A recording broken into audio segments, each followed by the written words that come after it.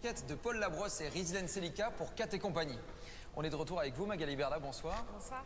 Vous êtes la fondatrice de Shona Evans, la plus importante agence d'influenceurs.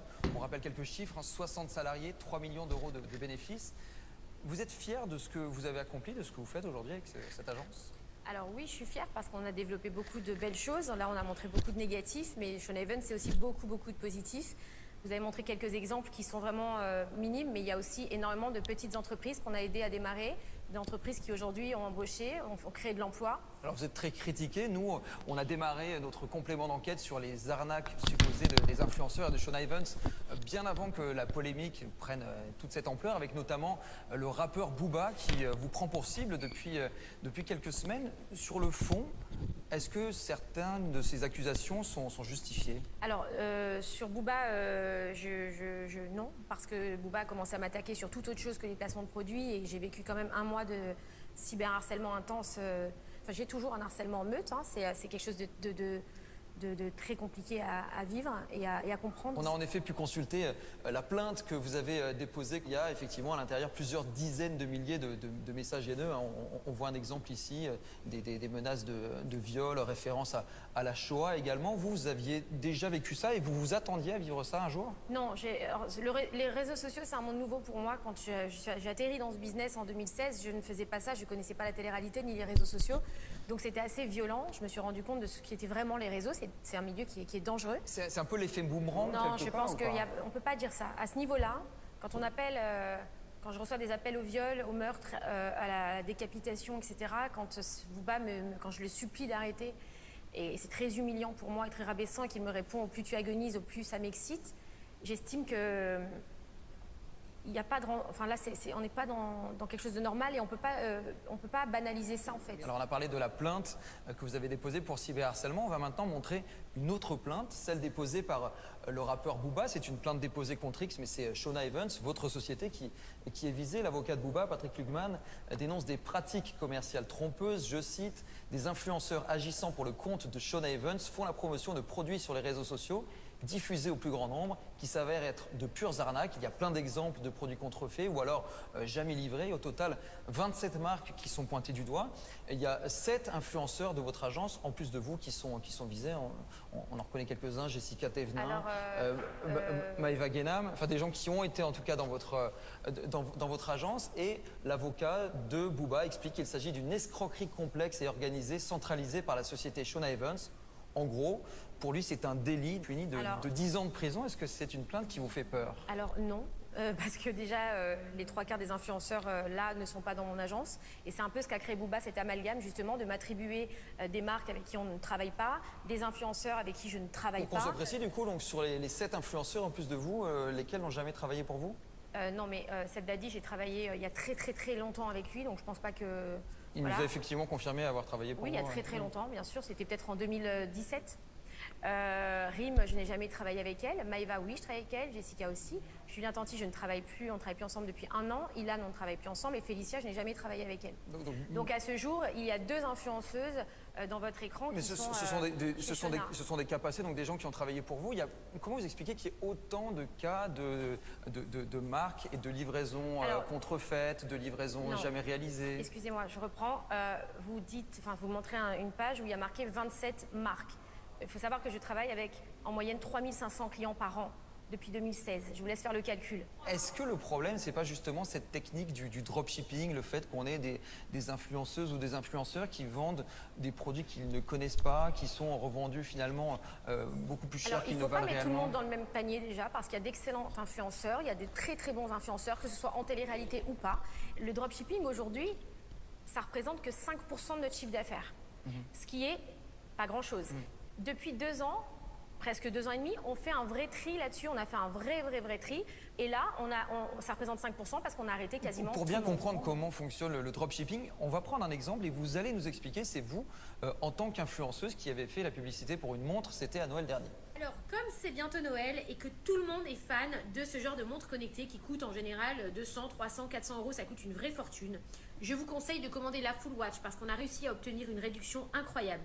Je vous donne, grâce à mon code promo Magali20, d'accord, 20% supplémentaire, ce qui fait que vous pouvez commander votre montre Full Watch à 39,99 €, qui est cadeau pour une montre connectée et surtout avec toutes les fonctionnalités qu'elle a, c'est juste énorme. Alors on a l'impression de faire une superbe affaire et on a vu que sur certains sites, on pouvait la trouver à 33 € ou même 13,50 €. C'est quoi l'intérêt de passer En fait, ce qu'il y a, c'est qu'aujourd'hui, on ne peut pas remettre en cause toute une économie. C'est-à-dire que vous allez trouver aussi votre paire de baskets à des prix. Vous pouvez la trouver aussi en Chine. Enfin, peut-être qu'elle va être... en fait, je ne peux pas, moi, réinventer l'économie française. Moi, tout ce que je sais, c'est que cette marque, c'est une marque qui livre les clients, qui est carré, avec qui j'ai pas de problème, les clients se plaignent pas. Il y a des gens qui n'ont pas les moyens d'acheter des montres connectées à 200 ou 300 €. Il n'y a pas un peu tromperie sur la trouvera... marchandise quand on fait croire que ça vaut de 300 € alors qu'en fait, nulle part ça vaut ce prix-là? Ah si, il y a des marques, bien sûr. Bah, pas celle-là, pas cette montre en l'occurrence. Mais il y a des montres connectées aujourd'hui qui, j'ai pas dit cette montre-là, vous la retrouvez. J'ai dit, il y a des montres connectées aujourd'hui qui valent 200-300 €. En fait, en plus de ça, ce que je montre là, encore une fois, moi, je me cache pas. Vous avez vu, j'ai mis le hashtag sponsorisé. Je me cache pas que c'est sponsorisé. Nous, on est une des seules agences justement, et c'est ce qu'on me reproche. Je suis un peu victime de ça, mais je le fais quand même. C'est que je suis en totale transparence dans ce que je fais. Transparence, mais parfois, là, vous faites croire que vous utilisez cette montre, alors qu'en fait, vous l'avez jamais portée. Mais qu'est-ce que vous en savez? Vous l'avez pas aujourd'hui, en tout cas. Oui, mais qu'est-ce que vous en savez que je la porte pas? Vous l'avez portée? Oui, j'en ai déjà porté, bien sûr. La montre connectée, je l'ai déjà portée. Bien sûr, j'ai une tendinite au bras. Donc je l'ai déjà porté et je ne porte pas. Maintenant, je vais être honnête, je ne porte pas que ça. Hein. J'ai plusieurs montres, je porte plusieurs montres. Par contre, là où vous avez raison, c'est que on doit être encore plus vigilant et d'être encore plus rigoureux. Parce qu'il y a des sites derrière, il y a des gens qui sont vraiment malhonnêtes et ça. On est victime aussi de ça parce que notre image... Et notamment, vous êtes critiqué régulièrement parce qu'il y a des livraisons qui ne fonctionnent pas. On a interrogé les services de Bercy. Ils nous disent qu'ils ont reçu, depuis le 1er janvier 2022, 650 signalements pour des postes d'influenceurs. Pas uniquement Shona, mais pour des postes d'influenceurs. Le souci, c'est un petit peu ce que je subis en ce moment, c'est que des agences d'influenceurs, aujourd'hui, il y en a beaucoup. Et comme on me met en porte-parole, oui, mais ça ne veut pas dire qu'on est la principale et qu'on ne fait pas les choses correctement. Parce que justement, quand on est la principale agence d'influenceurs, on a le droit de ne pas être parfait, on a le droit de construire, mais il faut construire, mettre des règles et on a besoin d'être aidé. Moi, j'ai fait des appels au gouvernement l'année dernière, en 2021, pour demander des rendez-vous pour qu'ils m'aident à nous encadrer comme ils le font. C'est pas un peu facile, c'est à vous de gérer quand même votre entreprise. Alors pourquoi les agences de communication télévision ont le droit à cet accompagnement et pas moi? Je fais des contrôles, on en fait beaucoup et s'il faut en faire plus, on en fera. S'il faut sévir, on en fera. Vous savez, la société Shona Evans, vous parlez de son chiffre d'affaires. Alors je vous invite à vous renseigner, parce que vous avez cité un chiffre d'affaires qui date d'il y a 3 ans en arrière. Le chiffre d'affaires, on l'a fait diviser. Parce que vos comptes ne sont pas publiés, les comptes de l'année 2021, on les a pas trouvés. Je peux vous envoyer une attestation de l'expert comptable, je demanderai à mon service comptabilité.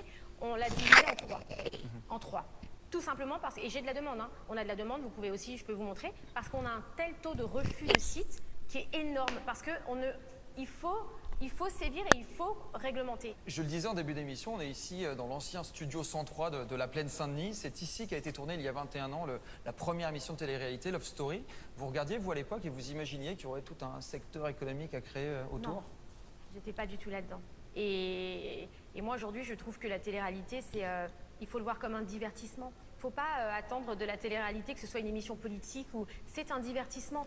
Chacun doit rester à sa place, il n'y a pas de problème. On se rend compte justement dans notre enquête que ça n'est pas seulement un divertissement, qu'il y a tout un cercle vertueux avec ce groupe Banijé qui détient cette agence d'influenceurs, qui fait du contenu aussi de télé-réalité et qui aussi produit des émissions de divertissement comme celle de Cyril Hanouna. Est-ce que c'est un monde qui s'auto-entretient comme ça, qui s'auto-alimente? Non, c'est pas parce qu'on fait partie du même groupe, c'est pas parce qu'on s'entend bien qu'on a des avantages. Mais c'est un peu étonnant quand même de voir tout cet écosystème qui appartient, en fait, toutes ces sociétés appartiennent au final à un groupe, un géant du divertissement, Banijé. Mais j'ai envie de dire tant mieux pour lui. S'il a eu cette intelligence et que si aujourd'hui il est là où il en est, bah en fait moi j'ai envie de lui dire respect. Il faut arrêter de cracher sur les gens qui construisent et qui font des choses. J'ai une dernière question. On voit à la fin de notre enquête la mésaventure de Luna Sky qui a eu une infection après une opération de chirurgie esthétique. Est-ce que vous portez une responsabilité aussi dans ce type d'affaires, le fait que l'on incite des jeunes filles à faire des injections, ce genre de choses? Alors non, parce que déjà la chirurgie est interdite, la promotion de la chirurgie esthétique est interdite.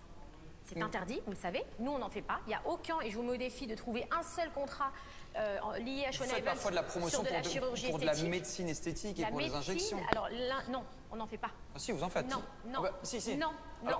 Alors- Je vais vous répondre sur ce que vous allez me dire. Parce qu'une fois, en 5 ans, j'ai montré une femme qui me faisait Bah, des piqûres. on va le voir justement, on a l'extrait. Je sais ce que vous allez me dire. Voilà. Anya, c'est la meilleure, regardez-la. Elle est gentille, Voilà. elle est douce, elle me fait pas mal, franchement c'est un kiff, voilà.